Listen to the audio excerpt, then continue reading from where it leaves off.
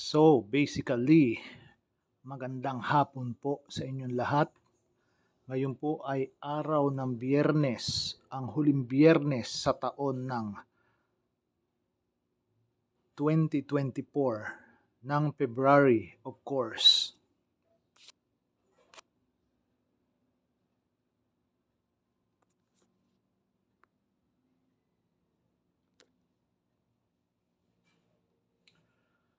By the way, sa inyong harapan ay nakikita ninyo ang mga kakaibang bagay na aking ipagbibigay kaalaman sa inyong lahat sa oras at araw na to. Sa mga makakapanood ng video nito ng mga judgmental at sasabihin ay ganito o ganyan, bakit ganito, bakit ganoon.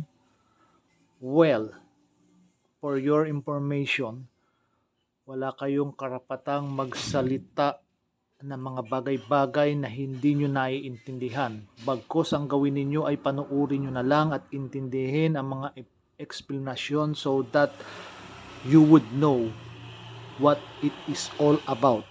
At wag munang basta-basta manghusga sa isang bagay na hindi naiintindihan porkit nakitang ganito o ganyan, kagaya ng nasa harapan ninyo.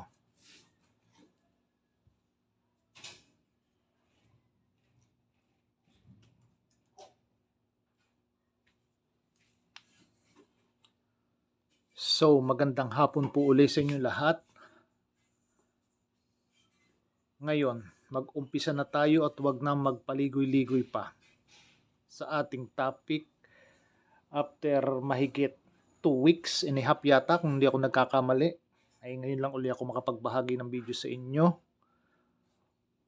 At maraming salamat din pala bago ang lahat dun sa aking 218 subscriber dito sa aking YouTube channel, Christom76. Hope you do like, share, and subscribe so that dadaming ating follower at marami pa tayong ibahaging video na makabuluhan at kapupulutan ho ng aral hindi lamang sa larangang self-defense kundi maging sa larangang spiritual na proteksyon na ating magagamit sa pang-araw-araw nating gawain sa buhay. So yun. So sa inyong harapan, siguro naman ay alam nyo na kung ano yung mga yan na inyong nakikita sa inyong harapan sa mga oras na to. Bago kayo mag-judge sa mga bagay na yan, pakinggan at intindihin nyo muna ang aking sasabihin dito sa aking videos na ito. Okay? Kasi kung kayo magiging judgmental at uunahan nyo na ako ng pananaw, hingil sa mga nakikita nyo yan, ay kayo na ho ang talo. Dahil sa umpisa pa lang, ay hinusgahan nyo na. Kaya kayo man ay matinding kaliwa na manggagamot na lumalaban sa mangkukulam, mambabarang, maninigalpo, manggagayuma, or whatever man na kaliwa. At inyong inihahayag na kayo'y sugo ng Diyos at kayo'y hindi matatalo ni numan dahil kayo ay nasa panig ng Diyos. Well, mag-isip-isip ho kayo dahil tayo ay pare-pareho lamang na tao. Gets? Tayo ho ay tao. Tayo lang ho ay pinagkalooban ng angkin, whether it is sa kanan o sa kaliwa. So, wag tayo mag-assume. Okay? Bueno, mag-umpisa na ho tayo sa ating kapalinawagan. Paliwanag, in short, sa inyong mga nakikita ngayon sa inyong harapan. So, umpisa na ho natin dito. Siguro familiar kayo sa mga voodoo dolls sa Africa or kahit sa mga some ancient Asian countries kagaya ng Indonesia, Malaysia, Singapore, Thailand, Cambodia, Sri Lanka, Myanmar, Vietnam, China, Taiwan, or even Korea, Japan, sa Tibet, abot hanggang Mongolia, basta dito sa Asia. Ito ho ay isang uri ng manika. Ang tawag ho dito ay DIY doll made. Same thing din ho dito sa puti. Ito ho ay DIY doll. Meron itong nabibili ng mga manika talaga Pero mas maganda yung gagawin ninyo. Yung ibang ginagamit ay damit at mga straw o dayami or mga tuyong dahon or bagin to be exact, tapos lalagyan nila sa loob ng mga pangontra o mga batong mutya. So anyway, bakit ho itim at puti yan dalawang yan? By the way, itong isang maliit na ito ay made out of straw na galing sa Indonesia. I think, kung hindi ako nagkakamali, nang ma-purchase ko.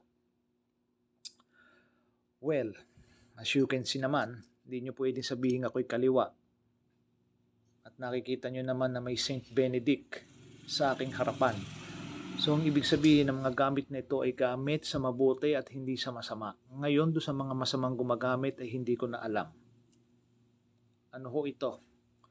Ito ho ay plastic na mini bottle na pahaba na botelya.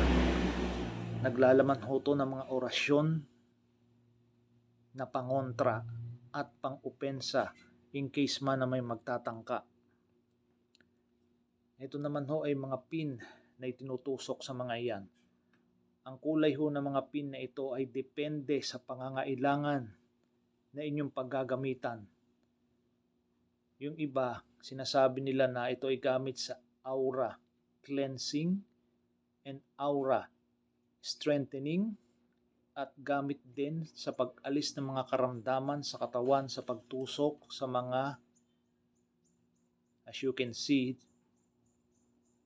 voodoo doll na iyan. So let's go on with the business of explaining to you. Ito ay kaya ho puti, sumisimbolo ho to ng voodoo doll for what? For cleansing ng aura at mga sakit sa katawan ng tao. At ito namang itim, same thing din sa purpose niyang puti, pero ito ang tumatayong pandepensa in case man na may makialam or may pumasok na hindi maganda sa ginagamot, ito ang didepensa or dun sa gumagamot. But it can also be used sa panggagamot. Hindi lang ho porkit puti or itim ay hindi magagamit sa panggagamot. Magagamit ho yan. Make no mistake about it. Same thing din ho sa straw na to. Kung ano ang purpose niyang dalawang yan, ay yun din ang purpose nito.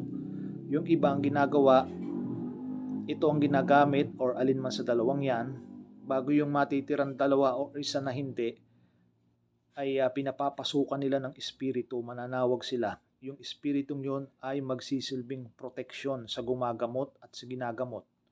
Especially kung long distance healing. Ngayon, most probably, yung mga ganito o ganyan ay ginagamit sa mga long distance healing na hindi kayang marating o mapuntahan or ma-reach ng isang manggagamot na ilalapit sa kanila para gamutin. So, sa mga ganitong bagay pinadadaan. Bakit sila may ganito? Saan ba gamit yung mga medalya at pandepensang yan? Well, gamit yan ng manggagamot in case man na sila ipapasukan ng negatibong espiritu. Like I said, na makikialam. Yung mga protection na yan, lalo na tong kay Saint Benedict ang gagamitin ng walang maging sagabal sa gamutan. Ito hong medalyang ito ay nabubuksan. Actually, pakita ko sa inyo kung paano. Sana mabuksan ko. Kasi medyo may kahayan. Nabuksan ko. Ayan, para siyang pendant. Dito ilalagay ang mga mutya o mga herbs o mga salita na ginagamit sa panggagamot. Bago isasarado nyo yan. This is made of bronze o tanso. Kasi mas madaling pakapitan yon kung yari sa ganon ang isang bagay na pagsisidlan ng inyong mga pangontra at pang-opensa kung kinakailangan. So yan ho yan. Sasarado ho yan at ikikwintas. So ready na kayo. Kung kayo man ay manggagamot or mag-aaral pa lang o baguhan, Yan ang gamit. Ito ay mga pin na itutusok sa mga manikang nabanggit. It corresponds the very essence parts of our human body. Kung saan may karamdaman, syempre, doon yung tutusok ang mga pin na yan na may kaakibat na salita. In short, para ka rin kayo nagre-ritual pag ginawa nyo yan. At bawat kulay ng pinayan ay may correspondent meaning. So, ibig sabihin, hindi lang kayo basta tusok ng tusok. Alamin nyo muna kung saan ang bawat kulay niyan. Okay? Sa mga mag-aaral o gustong tumahak or sa mga gusto ng impormasyon sa aking ibinabahagi ngayon ay yan ho ang mga kapaliwanagan dyan. Yan ho ay hindi galing sa aking sarili, kundi yan ay galing din sa research na aking ginawa locally and abroad. So yung connotation ng manika ay ginagawa sa kasamaan. Could be, but sa karamihan, ito ay gamit din sa panggagamot. Kung kayo isang manggagamot, alam nyo yan. Hindi kayo tututol dyan. Pero kung hindi nyo alam yan, at wala kayong knowledge, well, siguro masasabi ko natututol nga kayo dahil iisipin niyo na kaliwa. Dahil most openly, yun nga, ginagamit yung ganyan sa pampupurwisyo ng tao dito sa atin, sa Pilipinas. Pero kung inyong aaralin at pag-iisiping mabuti at imumuni-muni, hindi yang gamit sa ganon. Mas gamit pa nga yan sa panggagamot at pang-aalis ng mga possession or sinaniban sa tao. Papaano? Dadasalan nyo yung tao, papapasukin nyo dito yung aura at espiritu. Then doon nyo siya gagamutin kung saan yung may masakit niyang katawan sa pagtutusok ng mga pin sa bawat parte ng katawan. Yan ay babasbasan nyo munang maigi. At pag yan ay nabasbasan at buhay na, pwede nang papasukan yan. So ganun ho yan. At yung dalawa nga na matitira, as I have said before, yun ang magiging proteksyon ng tao at nyo habang ginagamot at nakasanib dito. Then after nyo magamot, yan ay pauusukan ng insenso at titirikan ng kandila at constant monitor sa ginagamot. At pag umokay na ang ginagamot, aalisin na yung espiritu at kaluluwa, espiritu at aura at ibabalik sa tao. Ganun lang ho yung kasimple. Either sa araw o gabi nyo gawin yan, walang problema. Ngayon, kung may magtatanong man sa inyo, paano gamitin niya sa kaliwa? Well, hindi ko pwedeng sabihin yan. Though alam ko kung paano,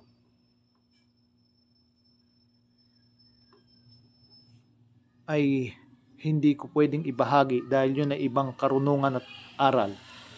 Hindi tayo pwedeng magbahagi ng kaliwa sa usaping ito. Puro mga pantulong lang sa tao. So kung may magtatanong man, well, masasabi ko sa inyo, ako'y nagbibigay impormasyon lang, hindi ako nagtuturo, hindi ako gumagawa para magkalinawan tayo sa bidyong ito. Nagbabahagi lang ako sa inyo para doon sa mga walang alam at doon sa mga natural na manggagamot ay alam na nila. Well, siguro alam na din naman nila yan kung makikita nila. Hindi naman tayo judgmental, pero kung hindi, wala namang problemang umamin kung hindi alam. At kung alam naman, edi okay. Wala na tayong dapat pagtalunan pa. So, ang sa akin lang ho ay pagbabahagi ng mga yan sa inyo. Parang form ng studies on spiritualism and magic in general. Kasi ang magic at spiritualism ay iisa lang ho yan. Balanse ho yan. Walang kaliwa, walang kanan. Kagaya ng aking laging sinasabi, pamproteksyon ho yan sa atin. Ngayon, nasa sa tao na rin lang kung paano nila yan pauubrahin once na natutunan nilang aralin at mapagana. So, yan ang gamit ng mga manikang yan. Kagaya nitong itim nito na pwede nyo rin itong gamitin na sa gamutan.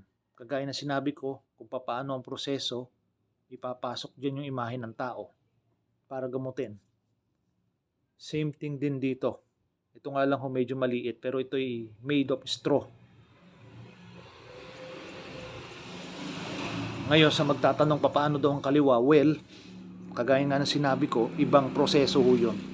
Sabihin na nating kabaliktaran sa paggagamot gamit ang mga manikang yan. So sa mga may alam ng kaliwa dyan, siguradong alam nyo na kung anong ibig kong sabihin. At ako'y hindi tumatalo ng tao. Ako lang ho ay nagbibigay impormasyon para dun sa ibang mga walang alam ay hindi sila sabihin na nating mawawaglit sa landas na diretsong tahakin. Hindi sila kakaliwa, hindi sila kakanan, but straight. Once na malaman nila kung ano yung proseso ng paggamit sa mga yan na aking ibinahagi. Sa akin naman ay parang lesson din lang sa klase. Nasa sa tao na rin kung paano ito iintindihin. Kung hindi maintindihan, hindi ko na ho yun pagkakamali. Dahil ako'y nagbabahagi lang, nasa sa tao na. So hanggang dito na lang po muna uli ang aking maikli at informative talk sa inyo. Hanggang sa susunod po uli muna. Pag tayo makagawa uli ng panibagong videos na kapupulutan ng aral at information ng lahat. At maraming salamat sa aking mga viewers and I hope na dumami pa kayo. Just like and subscribe lang po. At kahit matagalan akong gumawa ng video ay magpapatuloy pa rin ako. Basta't kayo nakasuporta at mayroon tayong napagkukuhanan ng informative at mga bagay-bagay na matututunan na inyong pwedeng i-apply sa inyong pang-araw-araw na gawain sa buhay na matuwid. Sa spiritual man yan or self-defense, ibabahagi ko sa inyo basta't maayos, matuwid at kapaki-pakinabang para sa lahat. Mulit-muli po ay maraming salamat sa inyong lahat at magandang hapon po ulit. Peace.